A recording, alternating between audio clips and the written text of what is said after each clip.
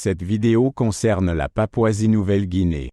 Je vais vous expliquer où se trouve la Papouasie-Nouvelle-Guinée et ce que vous devez savoir d'autre sur ce pays.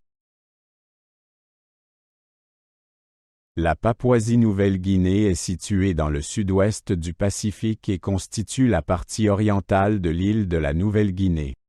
Elle partage l'île avec la province indonésienne de Papouasie. Le pays comprend également plus de 600 îles plus petites. C'est le troisième plus grand pays insulaire du monde. Le climat en Papouasie-Nouvelle-Guinée est tropical. Il y a deux saisons principales. La saison des pluies de décembre à mars et la saison sèche de mai à octobre. Les températures sont élevées toute l'année, et l'humidité de l'air est également élevée. La Papouasie-Nouvelle-Guinée a obtenu son indépendance de l'Australie en 1975. Avant la colonisation européenne, de nombreuses populations autochtones vivaient ici.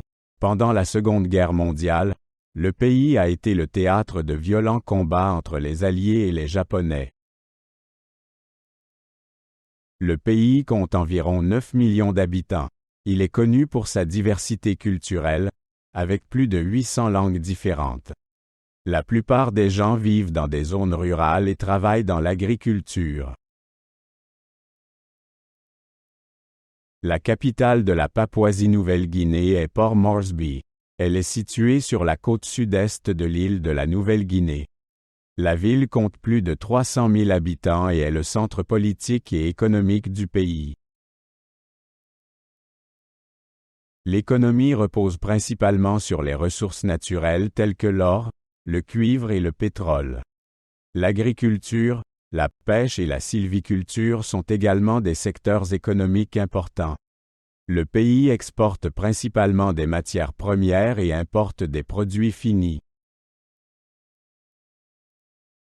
La Papouasie-Nouvelle-Guinée est célèbre pour sa riche culture et ses traditions. Il existe de nombreuses fêtes et cérémonies qui mettent en valeur la diversité du pays. Les masques et les parures de plumes sont des éléments importants de l'art traditionnel. Le pays est riche en biodiversité. Il abrite une variété de plantes et d'animaux, y compris des espèces rares d'oiseaux comme l'oiseau de paradis.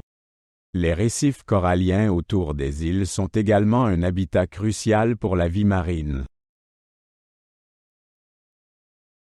Bien que le pays ait un potentiel touristique, le tourisme n'est pas encore très développé. La plupart des visiteurs viennent pour l'écotourisme et les voyages d'aventure. La plongée et la randonnée sont des activités très prisées des touristes.